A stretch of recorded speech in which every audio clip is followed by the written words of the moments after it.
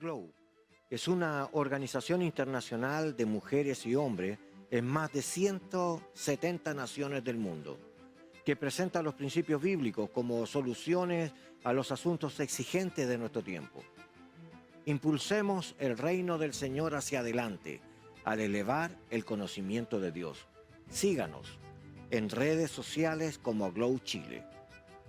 Aglow, cada nación alcanzada, cada corazón cambiado.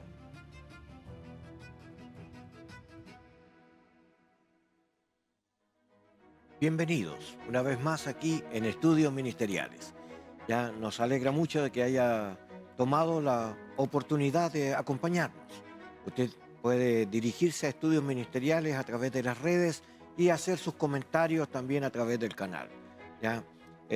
Con nosotros también nos acompaña un gran amigo, ¿ya? El obispo Pedro Helves. Hola, ¿cómo están? Qué bueno es estar acá con todos ustedes. Pastor Marco, gracias por la invitación y confiamos que va a ser un excelente programa de aprendizaje y de poder escudriñar las Escrituras. También con nosotros nos acompaña el obispo Juan Ulloa.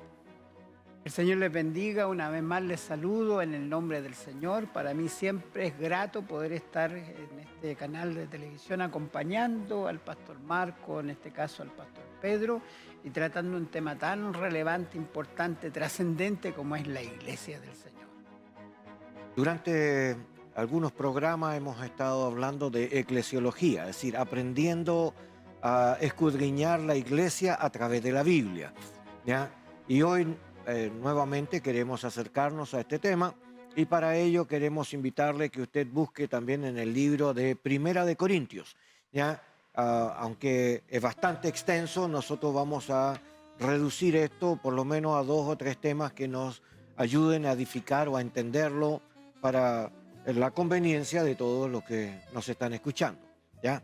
En el libro de Primera de Corintios capítulo 1, versículo 2 dice: a la iglesia de Dios que está en Corinto, a los santificados en Cristo Jesús, llamados a ser santos con todos los que en cualquier lugar invocan el nombre de nuestro Señor Jesucristo, ya Señor de ellos y nuestro.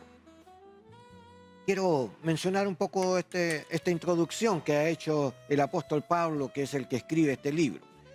¿Ya? En primer lugar, está hablando de los santificados, ¿ya? Que son las personas que han alcanzado este propósito de apartarse y separarse para servir al Señor, ¿ya? Y apartarse tiene que ver de toda contaminación, tanto espiritual como material o física en este caso, ¿ya? Y debiera de considerar de que, dice el texto, llamados a ser, quiere decir que es un proceso, ¿ya? No es algo que ya se es, sin pasar por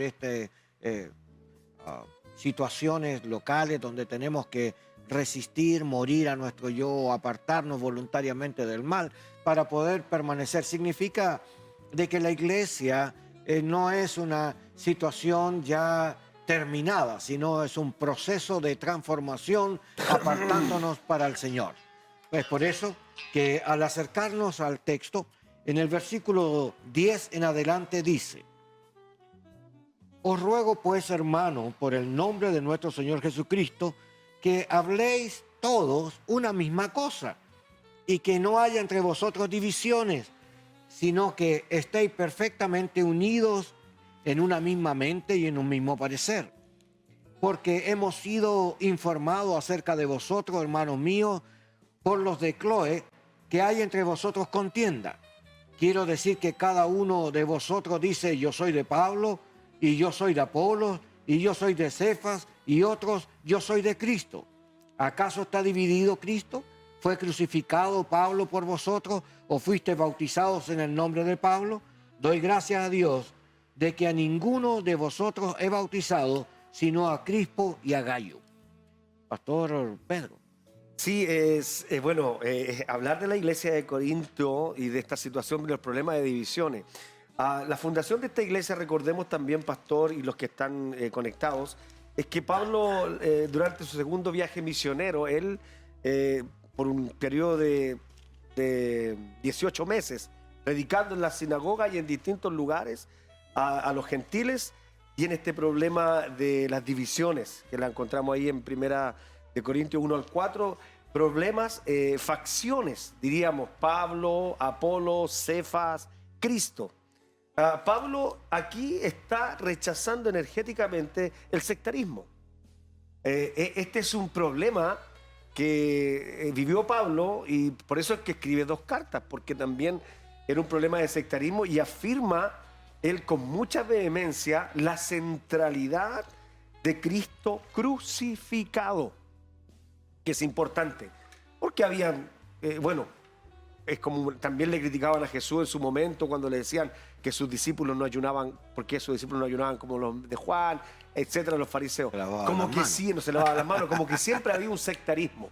Yo creo que las divisiones en la iglesia, Pastor Marco, obedecen a un sectarismo. Estas 3 áreas nos hablan de un sectarismo. Y Pablo enfáticamente dice, no, el centralismo de un Cristo crucificado. Pastor Juan, ¿será que las divisiones siguen en la existencia de la iglesia hoy? Evidentemente, ¿cierto? Tiempo atrás yo toqué un tema acá mismo respecto de la deserción, porque la gente se va de la iglesia, y es algo transversal. De la misma forma yo podría decir de que la división, porque está en la Biblia, ya por eso que el Señor intencionalmente, Salmo 133, mirad cuán bueno, delicioso es habitar los hermanos juntos en armonía, porque ahí el verso siguiente dice, envía el Señor bendición y vida eterna. También el Señor oró en el Getsemaní por la unidad, porque Él que conoce todas las cosas sabía que iban a haber algunos de estos problemas. Y se generan por el oportunismo, se generan por estas personas que siempre, en vez de darle la gloria al Señor, ¿cierto?, se glorifican a sí mismos, se quieren ser reconocidos y conocidos. Mire, quiero decir que cuando una iglesia sigue a Cristo, como dice el libro del Hebreo, puesto los ojos en Jesús, cuando su único ícono, su único referente, el único que merece la gloria, la honra, la alabanza, es el Señor, la iglesia se mantiene unida, en un solo sentir, en Cristo. Sin embargo, Pablo, como decía el pastor Pedro, ¿cierto?, no estuvo mucho tiempo en esa iglesia, cerca de 18 meses, ¿cierto? Él escribe desde Éfeso, estuvo más tiempo en Éfeso, porque había más, pero aquí había una cantidad de problemas que los vamos a ir viendo, ¿cierto? Pero uno de los graves problemas que parte Pablo, a razón de que los mismos hermanos le escriben a Pablo y le dicen, le dan a conocer a Pablo, Pablo reacciona y envía esta primera carta a la iglesia de Corinto, y el primer tema que menciona es justamente la desunión. Respondiendo a la pregunta que usted hace, Pastor Marco, yo creo sinceramente de que la unidad debe darse en la diversidad. Pensamos distintos, ¿cierto? Todos nacimos de distintas culturas, distintas familias, distintos estratos sociales, pero el que nos une es Cristo. Hemos sido bautizados en el mismo espíritu, tenemos una misma fe, pero en esa iglesia habían distintos tipos de clases sociales. Había pobres, muy pobres, y habían ricos, muy ricos. Habían pocos judíos, por lo menos el perfil que tiene esa iglesia, pero la mayoría de ellos eran gentiles. Recuerde que en el primer viaje misionero, tú mencionaste, Marco, Pedro, de que Pablo fundó esta iglesia en el segundo viaje misionero, sí, pero su primer viaje misionero fue con una mirada misionológica, sí, a los gentiles. Y ahí él, en su segundo viaje, él lo que hace, funda esta iglesia, pero la mayoría eran gentiles, gente que no conocía al Señor. Por eso es que se entiende un poco esta problemática. Luego el Señor insta a Pablo para que corrija estas deficiencias. Tenemos que reconocer, Pastor Marco, que puede haber desunidad. Puede que gente de la iglesia se identifique con personas de la iglesia, pero todos tenemos que tener la humildad de reconocer los ministerios y de poder exaltar a uno que merece toda la honra, la gloria y la alabanza, y damos gloria a Él, que es el Señor. Esto me hace recordar de la inmadurez, ¿eh? Es un problema serio en el crecimiento. Pero quiero decirles que las divisiones se producen justamente porque de esta manera se conocen nuestras diferencias y también nuestro grado de obediencia y sujeción al Señor. Las personas que llevan más tiempo en Cristo han vivido más problemas o situaciones y han ido encontrando respuestas a sus razones, mientras que los que son más nuevos normalmente aplican la razón de su líder o la persona que les está guiando. Sin embargo, quiero mencionar a Kosterberg, cuando menciona en su libro sobre la necesidad de pasar de la independencia a la dependencia y a la interdependencia. Creo que necesitamos depender de Dios y depender de nuestras autoridades, pero tener independencia en la vida cristiana, ¿ya? Nosotros tenemos que saber, ¿sí?, que este es un grado de crecimiento interno y un grado de crecimiento en cuanto al conocimiento y obediencia al Señor.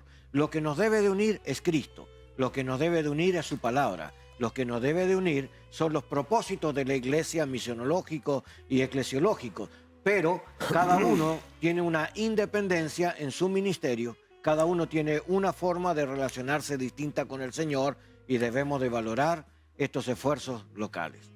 Amados, queremos invitarles a razonar junto con nosotros, y vamos a ir un corte, volvemos. La siguiente vez conversamos. ¿Está considerando viajar a San Pedro de Atacama? Quiero hacerle una recomendación.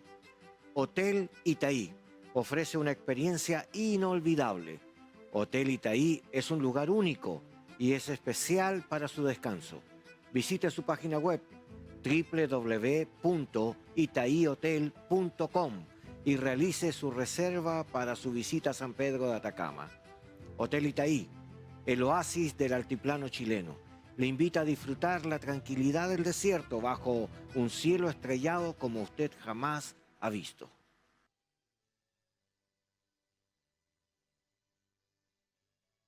Visita nuestra página web www.15uno.cl.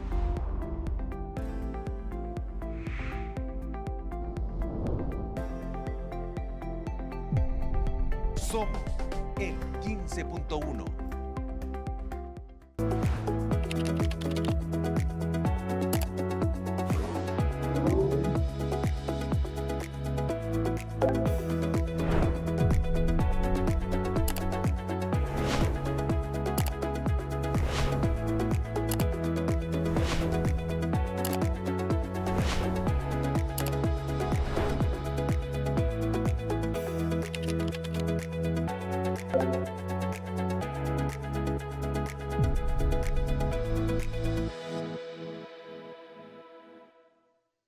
Lovet Panadería.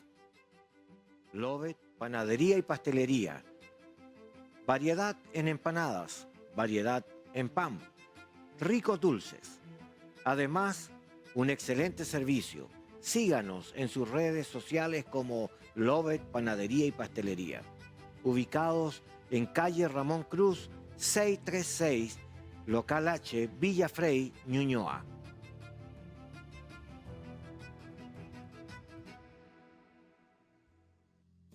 Una vez más aquí en Estudios Ministeriales.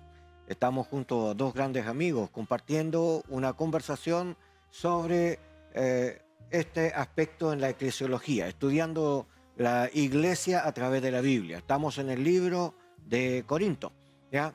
Mirando un poquitito algunos aspectos que se dan. Hablamos recién sobre este acercamiento a las divisiones que se habían producido dentro de esta congregación. Sin embargo, yendo un poquitito más adelante en el libro, volvemos a encontrar esto una vez más inscrito. Libro de Corintios capítulo 11, versículo 17 en adelante. Dice: pero el anunciaros esto que sigue, no os alabo porque no os congregáis para lo mejor, sino para lo peor. Pues en primer lugar, cuando os reunís como iglesia, oigo que hay entre vosotros divisiones, y en parte lo creo, ¿ya? Porque es preciso que entre vosotros haya divisiones para que se haga manifiesto entre vosotros los que son aprobados. Aquí habla justamente de que estas diferencias humanas que tenemos, por nuestra educación, por nuestra práctica, por nuestra razón social en la que nos movemos, se muestran claramente cuando nos reunimos. Y a veces es necesario para mostrar a los que siguen al Señor y los que no siguen al Señor. Se recuerda de que Dios rechaza estas mezclas, o sea, hay que ser totalmente del Señor, o al menos luchar por ser permanentemente de Él, y no vivir en esta circunstancia de mezcla. Sin embargo, dice el versículo 29, cuando se reúnen a comer, esto no es la cena del Señor. Entonces, quiero hacer una inferencia. Lo que pasa es que la actitud de Jesús fue participar en la Pascua. Y la Pascua tiene que ver con el recordatorio de la salida de Egipto. Y evidentemente para Israel esto era una ordenanza que debe de practicarse perpetuamente. Y se practica una vez al año. Sin embargo, en la Pascua hubo un cordero, era una comida. Exactamente como aparece en Éxodo capítulo 12. Que se tomó un cordero y en el cuarto día fue inmolado entre las 2 tardes, ¿ya? Y después ellos tenían que comerlo vestido porque evidentemente después de esta comida iban a tener que salir en esta salida que Dios estaba proveyendo para este pueblo. Sin embargo, en el tiempo de Jesús, Jesús es presentado como el cordero que va al matadero para el sacrificio, exclusivamente para tener este mismo concepto que planteó en la salida de Egipto, que por causa de que la sangre fue puesta en los dinteles, cuando vino el ángel de la muerte y vio la obediencia de ellos, pasó por alto a esta familia y los libró de la muerte. ¿Ya? Y que esto también pasa en cuanto a nosotros en relación a Cristo, que si nosotros aceptamos al Señor y nos volvemos hacia Él, entonces también somos librados de la muerte. Sin embargo, el sacrificio del Antiguo Testamento debía de repetirse todos los años por causa de que el pecado seguía siendo la enemistad entre Dios y los hombres. Y como los hombres eran los que practicaban esta separación a Dios, entonces Dios presentó una solución, este sacrificio perfecto. Ahora, la cena de la Pascua fue una comida, literalmente, un cordero que comieron y que tenía un sentido comunitario, que no podían comerlo solo, tenían que comerlo con los vecinos o con los extranjeros que moraban entre ellos. Y este sentido comunitario también se traslada a la cena que es recordar el sacrificio y la resurrección de Cristo, no es para retener esa información en nuestro corazón, sino para compartirlo con nuestra familia, con nuestros amigos y también con la sociedad. Y por lo tanto el sentido comunitario de que no se debe comer solito también se traslada a la cena. Pero la cena no se representa como la Pascua, que era solo para los judíos. En la cena del Señor, la iglesia conmemora no la salida de Egipto. Lo que conmemora es la resurrección de Cristo de entre los muertos. Por lo tanto, la iglesia, como Jesús resucitó el primer domingo, o el primer día de la semana, que es un domingo, todos los domingos cuando se reunían, ellos comían para celebrar en alguna forma esta resurrección. Y por lo tanto dice, todas las veces que comiereis este pan y bebiereis esta copa, está hablando de muchas veces, es decir, todas las veces que comían. Y evidentemente esto es una comida, no era un sentido simbólico como el que usamos a veces en nuestras congregaciones, era una cena formalmente, ¿ya? Y quiero solamente acercar el tema para mirar esto desde otro ángulo, de que en el libro de Corinto aparece después de la resurrección de Cristo aproximadamente entre 25 a 30 años después de Cristo. Quiere decir que han pasado 30 años y la iglesia manifiesta este problema que está descrito aquí porque seguían practicando la comida, no la simbología, sino la comida. Y en esta comida habían abusos, ¿ya? Y es justamente de esto lo que queremos acercarnos. Pero hicimos un pantallazo para separar lo que es Pascua de Cena del Señor. La iglesia celebra la Cena del Señor, no la Pascua. ¿Ya? La Pascua lo celebra para mirar la ley y la obediencia de los judíos. Pero la la iglesia cristiana celebra la resurrección de Cristo y lo que estamos mirando es la obra redentora de Jesús y la vida eterna que se nos ha ofrecido para los que son fieles hasta el final. Pastor Pedro. Sí, qué buena la introducción, muy contextual, porque Pablo aquí está trabajando en los problemas de la celebración del culto público. Nótese que había un culto público, la cena era un problema de culto público, habían divisiones, ya venía trabajando este tópico en la iglesia de Corinto y la unidad siempre tiene tensión. Para lograr la unidad siempre hay tensión. Y Pablo denuncia y hace una exhortación a esta reunión de Eucaristía. La palabra griega para Santa Cena es Eucaristía, ¿ya? La Eucaristía del Señor, que había perdido su propósito espiritual. En lugar de ser edificación, estaba generando divisiones, porque como bien decía Pastor Juan, había las castas o estaban los ricos que se reunían en el salón VIP. Vamos a ponerlo hoy día contextual. Todos los ricos en el salón VIP y comían y otros se emborrachaban. Entonces, Pablo corrige y reprende esta situación porque daña el culto público que nos llama a la unidad y a la centralidad de Cristo en nuestra comunión, como la palabra nos dice. Y Pablo está aquí, dice, si hay entre vosotros divisiones, o sea, el término que se usa aquí es en el griego significa o implica una ruptura del culto público, de lo que significaba públicamente la renovación del pacto que Cristo hizo en su sangre en la cruz por nosotros, estas miserias humanas, podríamos llamarlo, y estas divisiones de casta, de los ricos, de los pobres, que fue un tema, Pastor Marco y televidentes, fuerte, muy fuerte para Pablo, por eso escribe 2 cartas, pero este abuso era trascendental porque esto es algo central en la unidad de Cristo hacia su iglesia. Un acercamiento al tema. La palabra Eucaristía, ya, Eucaristo. Eu es gozo, contentamiento, alegría. Y Charis es la gracia divina. Así que donde está la gracia divina hay contentamiento. Pero si en la comida había esta división, ya no había este contentamiento. Había enojo, había borrachera, había una tensión. Significa de que faltaba esta unidad en la gracia del Señor. Por lo tanto, cuando tomamos la cena del Señor, lo que hacemos es unir nuestro pensamiento, nuestro corazón y nuestras acciones a la obediencia a Cristo. Nos unimos con el Señor en obediencia y también con nuestros hermanos que comparten este mismo parecer. Vamos a un corte, ya volvemos.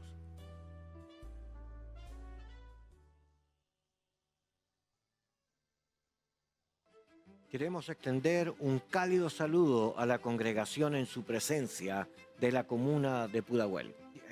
Te invitamos a conocer su página web www.ensupresencia.cl. No te pierdas la oportunidad de visitar su reunión dominical a las 18:30 horas en San Pablo, 9297 Pudahuel, Santiago de Chile. Iglesia en su presencia, 40 años alcanzando, creciendo y sirviendo. Extraño oírte, extraño verte, extraño estar cerca a ti. Después viene el tercero. Mi corazón ya no resiste, quiere estar junto a ti. ¿Qué puedo hacer? Te necesito junto a mí. No tengo que entregarte a ti, no tengo que ofrecerte para que tú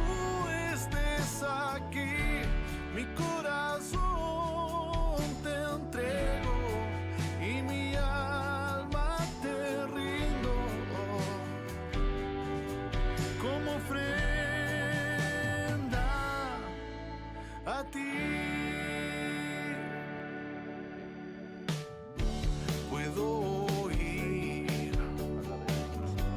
que tú me dices, camino junto a ti. No desmayes, sigue adelante, contigo siempre estaré.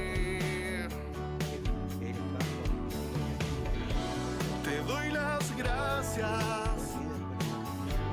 por tu amor, te doy las gracias por ese inmenso amor. No tengo que entregarte a ti, no tengo que ofrecerte para que tú estés aquí. Mi corazón te entrego y mi alma te rindo como ofrenda a ti. No tengo que entregarte a ti, no tengo que ofrecerte para que tú estés aquí. Mi corazón te entrego y mi alma te rindo como ofrenda a ti. Esta oportunidad que la gente se reconcilie o se vuelva al orden representa que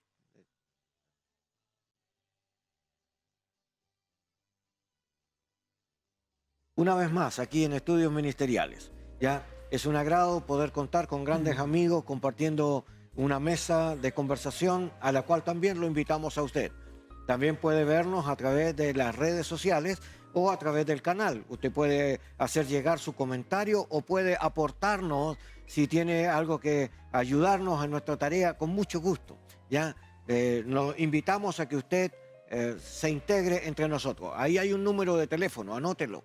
Llámenos o escríbanos, ¿ya? Si usted quiere participar de un conversatorio bíblico, todos los días lunes a las 8 de la noche tenemos un encuentro al cual le invitamos. Anote y llámenos, le mandamos el link y le invitamos a participar de un conversatorio a través de la plataforma Zoom, ¿ya? Bienvenidos. Está con nosotros el pastor Juan. Continuamos nuestra conversación sobre este proceso. Estamos con una mirada a la iglesia de Corintio, específicamente esa iglesia que fue fundada en el segundo viaje misionero de Pablo. Pablo, ¿cierto?, le escribe a la iglesia para corregir varios temas que son muy largos de explicar. Y en este sentido está corrigiendo y está sorprendido el apóstol Pablo. Y está tocando el tema de la cena, el abuso de la cena del Señor. Mire, quiero decir de que en el Antiguo Testamento se celebraban a lo menos 7 fiestas y se llamaba fiestas solemnes. Este tema de la solemnidad también se traslada a la cena del Señor. Debía ser una cena, una oportunidad de reconciliación, una oportunidad, como decimos nosotros, de que sea un termómetro de la iglesia, cómo están las relaciones interpersonales, una oportunidad de se manifieste la gracia perdonadora del Señor. Debe tomarse con lo serio que es. Sin embargo, en la iglesia de Corinto había pasado mucho tiempo, ¿cierto? Habían pasado cerca de 25, 30 años en que se funda la iglesia, una iglesia que la mayor parte eran gentiles, por eso que se entiende de que a lo mejor a carencia de la corrección que no hicieron los líderes de la iglesia, la cena del Señor estaba, más que ser una bendición, estaba alejando del verdadero propósito que era esta ceremonia que el Señor había instituido. Por eso que el verso 17 dice, el apóstol dice, pero al anunciar esto de la cena del Señor, no os alabo, porque no se congregan para lo mejor, sino para lo peor. O sea, lo que estaban haciendo era desagradable, desaprovechando la tremenda oportunidad que tenían ellos de poder reunirse quizás a comer, quizás a compartir, pero estas diferencias que habían, por eso que el apóstol sí dice también, en primer lugar, cuando reunís como iglesia, os digo que hay entre vosotros divisiones, porque los grupos eran bastante distintos. Había gente muy pobre, había gente muy rica, había gente judía, el menor grupo de personas, la gran cantidad eran gente gentil que no conocía al Señor. Por lo tanto, a carencia de instrucción, de corrección, cayeron en este abuso. Entonces, el apóstol Pablo, ¿cierto?, escribe simplemente para corregir de que la cena del Señor debía tomarse en su real sentido, que era poder reunirse como familia, unirse como pueblo del Señor y también poder recordar, ¿cierto?, que Jesucristo murió y resucitó por nosotros. Era una fiesta solemne donde podíamos como familia, ¿cierto?, recordar esto maravilloso, una fiesta de gracia, de gratitud al Señor. Sin embargo, a razón de esta poca corrección, nace la necesidad del apóstol de poder corregir esta tremenda falencia que estaba alejando y estaba generando división, estaba generando apartamiento de parte de la gente del Señor. Pensando en este mismo concepto de cierre, ¿no? Pablo en el versículo 27 en adelante dice: de manera que cualquiera que comiere este pan o bebiere esta copa del Señor indignamente será culpado del cuerpo y la sangre del Señor. Por lo tanto, pruébese cada uno a sí mismo y coma así del pan y beba de la copa. Porque el que come y bebe indignamente sin discernir el cuerpo del Señor, juicio come y bebe para sí. Por lo cual hay muchos enfermos y debilitados entre vosotros y muchos duermen. Yo quiero decirle, evidentemente, esta gente tenía que ser llevada a una reflexión para volver al orden. Así que bien es conocida la cena también como el momento de la reconciliación, para que los que están apartados se vuelvan al Señor, para los que están ofendidos se perdonen, para los que están enfermos, porque dice que hay muchos enfermos y debilitados por participar de estas cosas, pero sin el entendimiento. Por eso dice que debemos de conocer y entender para agradar al Señor. Así que, evidentemente, la cena del Señor es una oportunidad para volver al orden. Pastor Pedro. Así es, la cena del Señor en la que renovamos nuestro compromiso con el Señor y se hace de una manera pública. Es tan importante eso, es celebrar la Eucaristía o el Haris, esta dicha de una nueva vida, esta felicidad, esta bienaventuranza de poder compartir el sacrificio de Cristo y también la resurrección de Cristo, en tener una nueva vida y una comunión con Él. Lo importante de la cena es que fortalece la comunión. Sí. Y eso es lo que tenemos que nosotros hacer.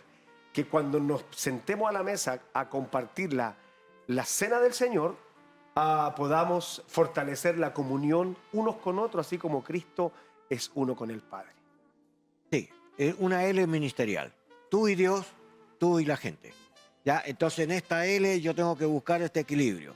Tener una correcta relación con el Señor y tener una correcta relación humanitaria. Y nos damos cuenta de que en estas relaciones, cuando se desarrollan correctamente, Dios da dones a los hombres que enriquecen estas relaciones humanas. Y sobre esto podemos mencionar alguna razón, ¿verdad, hermano Pastor Juan? Sí. Qué importante es lo que dice el pastor Marco y Pedro respecto de esta relación que se genera, ¿cierto?, cuando nos reunimos a comer la cena del Señor. Porque en esa instancia es donde podemos mirarnos cara a cara, donde podemos conversar, donde podemos pedir perdón, donde puede haber reconciliación, donde puede participar la familia. Por eso que yo digo que es súper importante reconocer, practicar la cena del Señor, quizá periódicamente, no todos los meses, para que no se transforme en un mero rito, sino que darle el real sentido a lo que significa la Santa Cena. Luego el apóstol Pablo, luego de esto, él aborda otro tema que tiene que ver con los dones espirituales. Ya hemos conversado de la Santa Cena, pero también el apóstol en esta carta larga que hace corrigiendo, ¿cierto?, también comienza diciendo: no quiero, hermanos, que ignoren acerca de los dones, ¿cierto? Espirituales. Y la verdad que había lo que llamamos nosotros abuso en la praxis, en la práctica de los dones espirituales. Recuerde que dones hay muchos.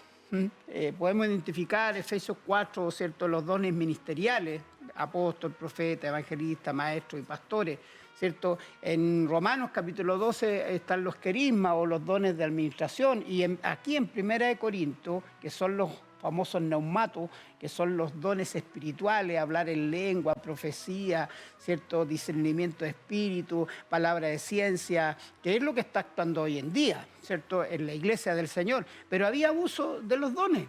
No sabían, y a razón de la poca instrucción que tenían acerca del real sentido, del real propósito. Los dones no son para enorgullecerse, los dones son para el servicio del Señor. Y los dones no los da las personas, como hay algunas sectas, sino que los dones los da exclusivamente el Señor, reparte como Él quiere. No porque yo quiera tener un cierto ministerio, o yo quiera ser apóstol, o quiera ser profeta, no. El Señor es el que reparte los dones como Él quiere. Bien, tú lo has dicho bien, ¿ya? Perfecto. Porque dice que el Señor lo puso a cada uno en el cuerpo como Él quiso. Pastor Pedro. Sí, aquí, bueno, Pablo, aquí ya entra un tema de orden. Lo que más hizo fue corregir y ordenar la iglesia. Y el tema de los dones hace eso, corrige y ordena. Pablo comienza aclarando aquí en 1 Corintios 12, si usted lo lee, que es importante tener conocimiento sobre los dones espirituales. Y usa una palabra ya que es neumaticón, que traduce conocimiento de los dones. El neuma es el espíritu y con son los dones. Entonces, hay una situación fuerte que los corintios, antes los corintios, para que podamos tener claro por qué los dones son importantes aquí, es porque eran arrastrados por ídolos mudos, eran muy idólatras. Entonces se necesitaba un conocimiento claro de los dones, o sea, seguían creencias falsas, sin vida o, abro comillas, revelaciones, cierro comillas, medias raras, que esa palabra hoy día se usa mucho, la revelación, ¿cierto? Y Pablo pone aquí una auténtica creencia espiritual acerca de los dones. Sí. Sí, me gustaría pensar que si el don es un regalo, lo da Dios, no es por capacidad humana, sino que lo que quiero es reforzar que estos se manifiestan solo cuando tú sirves. En la medida que tú vas haciendo la tarea, Dios va añadiendo cosas que van enriqueciendo el servicio. Entonces, los dones no son manejados a nuestro propio deseo, sino son circunstanciales en el quehacer. Entonces, los dones se manifiestan porque usted deja su pasividad y se vuelve una persona activa en la obra del Señor. Ahora, ¿dónde están los errores? En querer manejar nosotros al Espíritu de Dios, cuando en realidad es el Espíritu de Dios quien debe de aprender a usarnos para poder tratar las razones. Y no es lo que yo quiero, es lo que el Señor quiere. Y entonces tengo que aprender que estos dones son para la edificación del cuerpo de Cristo, no son para la edificación del ministerio, ¿ya? No están hablando de la forma como tú sirves, estamos hablando de lo que Dios está haciendo a través de este servicio para los demás. El foco del ministerio no está en nosotros, está en la gente. Así que Dios está usándonos a nosotros para bendecir o apoyar a la gente. Si estuviera pensando en mi ministerio, ya no es Dios. Esto es una cuestión antropológica. Pero si estoy pensando en ayudar a crecer al otro, entonces ahí está enfocado los dones. Los dones fluyen cuando tú sirves a los demás. Y debemos de entender entonces que los dones no son 12. Hay un listado extraordinario y todavía, como Dios es un Dios creativo, todavía sigue gestando cosas nuevas. Sí. Por ejemplo, la tecnología de hoy. Hay muchachos que tienen una habilidad extraordinaria a través de la tecnología y pueden ser una tremenda bendición para otros. También lo es en la instrumentación. Y yo tengo un joven conocido que el instrumento que lo toma y en 10 minutos está tocando, aunque nunca lo había tocado. Tienen una habilidad innata, pero también influenciada por los dones del Señor sobre esta causa. Yo quiero decirle, amado, no cierre la posibilidad a entender a Dios en esta actividad de enriquecer la iglesia. Y los dones, como le dije, es un regalo de Dios para el servicio que tú realizas. Pastor. Sí, la pregunta quizás sería, ¿están vigentes los dones hoy día? Y yo pienso, honestamente, no soy cesacionista, no pienso de que los dones caducaron. Creo sinceramente de que mientras hay iglesia, porque los dones son para edificar la iglesia, para edificación, los dones van a estar vigentes. Y hay que hacer una distinción entre los dones que aparecen en Romanos, los ministeriales que aparecen en Efesios, y los dones, estos dones espirituales, por decirlo de esta forma, estos neumatos que vienen de espíritu, ¿cierto? Que son extraordinarios. El don es una capacidad sobrenatural. O sea, no es algo natural. Si hoy día una persona se para en el púlpito y profetiza, entendiendo que la profecía es la palabra de Dios. Así es. Cuando yo profetizo es la manifestación de la palabra a través del Espíritu. Pero si una persona habla la palabra y el Señor le da una manifestación del Espíritu, ¿cierto? Que tiene que ver con una palabra de ciencia, una palabra de sabiduría, que el Señor revela eso, es la manifestación de algo sobrenatural. Pero eso es natural en el movimiento de la iglesia, no es algo extraordinario. La iglesia es una iglesia sobrenatural porque Dios es un Dios sobrenatural. Por lo tanto, me quedo un poco con lo último que dice en esto de los dones, ¿cierto? Procurar los mejores dones, aunque ese texto tiene su otra traducción, sí. Pero me quedo con eso, de que nosotros como pastores, no todos tenemos los mismos dones, no todos tenemos las mismas capacidades. Gracias a Dios. Gracias al Señor. Y hay momentos en que el Señor manifiesta dones que no tenemos en forma permanente, no sé si me entienden. Yo contento con ser pastor, lo demás, bueno, puede ser por añadidura, pero en alguna oportunidad me tocó ungir a personas endemoniadas. Algunos ni siquiera creen en el diablo, pero a mí me tocó evidenciar eso y tuve que ungirla y vino algo especial, algo que llenó, algo que ungió, algo que fue sobrenatural para poder hacer la obra. Y esos dones, esas capacidades vienen y el Señor las manifiesta a veces esporádicamente, a veces el Señor no usa en sanidad, otras veces no. Hay gente que el Señor usa mucho en sanidad, pero tenemos que reconocer que los dones están vigentes para hoy, para estos tiempos. Y en la medida que creamos eso y que le demos el lugar, no la oportunidad, sino que el lugar que le corresponde al Espíritu Santo, el Señor se va a mover en su iglesia y va a ser una iglesia totalmente distinta. Los dones no se fuerzan, los dones vienen de Dios. La manifestación de Dios es natural dentro de su sobrenaturalidad. Sí, recuerdo un autor que decía, de lo natural, ¿cómo caminar? Decía, de lo natural a lo sobrenatural, naturalmente. ¿Ya? Porque usted no puede forzar la profecía. He escuchado mucho en una equivocación hablar de lo que tienen en su corazón, pero no hablan de la Biblia, hablan de que bendigo, yo creo que te vaya bien, yo creo que esté en esta situación, Dios haga grandezas contigo. Es un sentir, pero no, eso no es profecía. La palabra profecía es la interpretación de la Escritura para la situación que te corresponde vivir. Así que cuando nosotros entendemos la palabra de Dios y entendemos la situación en la que vivimos y comprendemos que el Señor está tratando eso conmigo, con usted en su momento, podemos entenderlo como una palabra de Dios. Y acá quiero destacar a un autor también, ya, que habla sobre esta realidad que el Espíritu de Dios realiza cuando toma la Escritura y la relaciona con tu historia y logra hacer un diálogo entre la verdad de Dios y tu verdad, y tú al reflexionar tomas en esta afectación una decisión de obediencia a Dios. Y cuando haces eso, entonces la palabra perfecta, profética, es la que ha hecho efecto en el cambio que ha trasladado de la equivocación a lo correcto en el Señor. Y por lo tanto, solo el Espíritu de Dios puede hacer este diálogo interconfesional entre la realidad de la palabra y tu realidad y lograr una explicación lógica y contextual. Lo hace directamente en tu quehacer y entonces apuntamos a esta experiencia porque la experiencia con el Espíritu de Dios nos enriquece.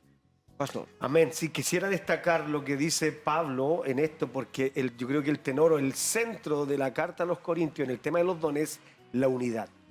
Siempre Pablo abarca la unidad. Y dice la Biblia, hay diversidad de dones, pero el Espíritu es el mismo. Pablo destaca aquí la unidad en la diversidad. Y quiero apuntar a 3 puntos. Primero, diferentes dones. Viene del griego charismata o charismata. O sea, diferentes dones. Lo segundo, diferentes ministerios. Eso significa del griego minus, que significa servicio. Diferentes maneras de servir. Pero eso es lo que está Pablo destacando. Y diferentes operaciones. ¿De qué se trata eso? Manifestaciones de poder del Espíritu Santo. Entonces, estas 3 áreas, el apóstol los trabaja que provienen del mismo Dios trino. O sea, no viene de otra parte. Y el propósito, con esto quiero culminar mi punto, el propósito, amado pastor, hermano, iglesia, si Dios ha puesto un don o quiere usar en un don en algún momento, es para el bien común de la iglesia de Cristo y no para promocionarse individualmente. Debemos de entender entonces que no debemos de buscar los dones, sino que los dones van a surgir en el servicio. Yes. Usted tiene que cambiar la actitud por aprender a ayudar y a servir a los demás, y los dones acompañarán, estas señales seguirán a los que creen. Así es. ¿Ya? Yo quiero darles gracias, amados compañeros, por acompañarnos en este tiempo en la presencia de nuestro auditorio desarrollando este tema. ¿Ya? Quiero invitarlos a saludar o despedirnos. ¿Ya? Pastor Juan. Sí, Ya. agradecer esta oportunidad y terminando el tema de los dones, seguir solamente diciendo de que sí, necesitamos los dones espirituales, esta sobrenaturalidad de Dios, este mover del Señor, pero el apóstol termina diciendo, ahora les muestro un camino más excelente. Amor. O sea, el amor. Así es. Y yo creo que más que anhelar, ¿cierto?, tener los mejores dones, yo creo que hay que hacerle caso al apóstol. Yo creo que sin amor es imposible hacer la obra del Señor, sin el amor del Señor. El amor es el que nos permite hacer iglesia. Así que no pretendamos, ¿cierto?, tener un tremendo ministerio lleno de dones, talentos, habilidades sobrenatural, sino amamos a las personas. Por eso que el apóstol dice, si yo hablo lengua humana o angelical y no tengo amor, no me sirve de nada. Por eso que Jesús en el Sermón del Monte, terminando el capítulo 7, él dice, en aquel día muchos me dirán en su nombre, echamos fuera demonios, en su nombre profetizamos, y simplemente el Señor les va a decir, apartados de mí, hacedores de maldad, nunca les conocí, porque no se trata de dones, talentos y habilidades, se trata de relación, se trata de amar al Señor y amar a su prójimo. Que el Señor les bendiga y nos vemos en la próxima oportunidad. Pastor Pedro. Muchas gracias. El llamado en esta reunión que hemos tenido al amor sacrificial y no ser un metal ruidoso.